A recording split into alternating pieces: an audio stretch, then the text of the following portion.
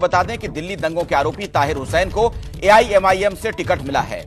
दिल्ली के मुस्तफाबाद से ताहिर हुसैन एआईएमआईएम के उम्मीदवार होंगे। असदुद्दीन ओवैसी से ताहिर हुसैन के परिवार ने मुलाकात भी की है।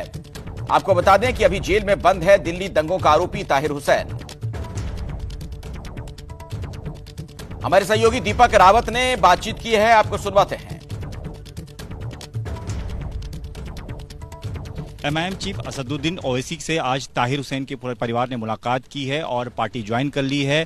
ताहिर हुसैन को मुस्तफाबाद से एमआईएम ने उम्मीदवार भी बनाया है, इसकी घोषणा कर दी गई है। मेरे साथ शोएब जमई हैं, एमआईएम के नेता हैं, उनके शादाब ताहिर हुसैन के बेटे, उनकी धर्मपत्नी शमा भी हैं और उनसे बातचीत कर लेते हैं कि किस तरीके से ये तय हुआ है। शोएब जी, ये जो ताहिर हुसैन जिनके ऊपर दिल्ली में दंगों को लेकर आरोप लगा है, जेल में बंद है, उनको आपने उम्मीदवार बनाया है, चुनाव में उतारा है, क्या वजह रही? देखिए, आरोप तो कई लोगों पे भाजपा के कई नेता हैं जो पार्लियामेंट के अंदर हैं और कई बड़े बड़े केसेस में वो इन्वॉल्व है, मुलविश है। तो सिर्फ आरोप लगने से कोई दोष साबित नहीं हो जाता और इस लोकतंत्र में सभी को चुनाव लड़ने का अधिकार है। तो फिर ताहिर हुसैन साहब और उनके परिवार को क्यों नहीं है? उनको भी इंसाफ मिलना चाहिए। और जिस तरीके से दिल्ली के दंगों में जो पीड़ित थे मुसलमान, उनको इंसाफ नहीं मिला। और लोकुर समिति की रिपोर्ट पे आपने देखी कि कैसे समिति ने और 5 जजों की टीम ने ये बताया कि केजरीवाल का भी और गृह मंत्रालय का दोनों का हाथ जो है इसमें था और उसमें खामियां गिनाई। तो लिहाजा जो केजरीवाल जिन्होंने मुसलमानों को धोखा दिया कई मौकों पर, उनके लिए ये सबक है कि यहाँ से किसी मुसलमानों की जो वोट हासिल करना चाहते हैं और उनके लिए कुछ नहीं करते, उनके इंसाफ की लड़ाई नहीं लड़ते, ऐसे लोग हमारे नेता नहीं हो सकते। लिहाजा दिल्ली एमआईएम ने ये तय किया है और हम अपनी इस यात्रा के दौरान मुझे बहुत खुशी हुई कि ताहिर हुसैन साहब का परिवार ने पार्टी में शामिल होने की ख्वाहिश जाहिर की और आज ऑफिशियली वो शामिल हो गए। और हम उनकी कैंडिडेसी की भी घोषणा करते हैं कि मुस्तफाबाद से हमारे प्रत्याशी विधानसभा चुनाव में ताहिर हुसैन होंगे और उनका परिवार, पूरी दिल्ली की टीम उसको लड़ाएगी। पूरा ये मुस्तफाबाद की आवाम की डिमांड भी थी और ये एक इंसाफ की लड़ाई और मुझे लगता है एक प्रतीकात्मक तौर पर सिंबॉलिक जेस्चर है। जितने भी तमाम दंगा पीड़ित हैं दिल्ली के अंदर, उनके लिए एक प्रतीकात्मक ये है कि भाई कैसे राजनीति से और आप आगे बढ़ करके अपनी हक और इंसाफ की लड़ाई लड़ सकते हैं। और ये एमआईएम ने ऐतिहासिक तौर पर कर दिखाया, किसी दूसरी और पार्टियों में ये हिम्मत नहीं है। शादाब भी हैं हमारे साथ, ताहिर के बेटे हैं, पिता जेल में हैं, क्या जेल से ही चुनाव लड़ने की तैयारी है? जी बिल्कुल, वो जेल से ही उनको चुनाव लड़वाएंगे और कोशिश पूरी रहेगी कि उनको उसमें जो है जुडिशियल कस्टडी में ही उनका कैंडिडेसी हो। ओवैसी साहब से आपकी मुलाकात हुई, क्या बातचीत हुई और कैसे आपने तय किया कि आपको एमआईएम से चुनाव लड़ना? आपके पिता जो है आम आदमी पार्टी में पार्षद भी रहे हैं, अब आप एमआईएम में शामिल हो गए हैं, वहाँ से चुनाव लड़ने की तैयारी कर रहे हैं, क्या रहा पूरी प्रकरण, कैसे फैसला बनाया?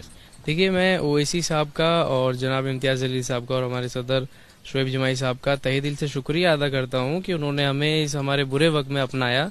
और जिस तरीके से हमारे ऊपर परेशानी आई, वो एक घटना ऐसी हुई कि हमारा घर उसमें पूरा उजड़ गया और बाकी पार्टी ने तो हमारा साथ छोड़ दिया था उसमें, लेकिन एमआईएम ने आज हमें अपनाया है। इसके लिए मैं बहुत ज्यादा शुक्रगुजार हूँ इनका और इंशाल्लाह हम लोग लड़ेंगे मुस्तफाबाद विधानसभा से और जीतेंगे।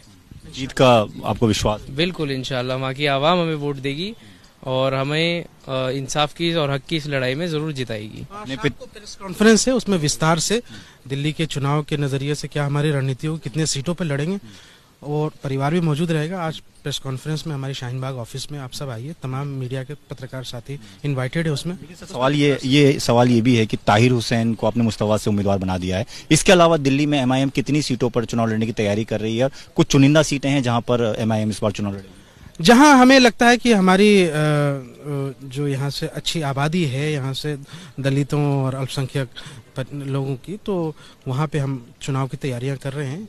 और खास तौर पर नॉर्थ ईस्ट के अंदर जो सीट हैं, ओखला है, पुरानी दिल्ली के अंदर है और हमारे कुछ दलित साथी भी हैं। हम तो चाहते हैं कि पार्टी सबकी है, हिंदू की है, मुसलमान की है, दलित की है, और हमारा कोई इसमें ये धार्मिक एंगल नहीं है, बल्कि ये हक और इंसाफ की लड़ाई है।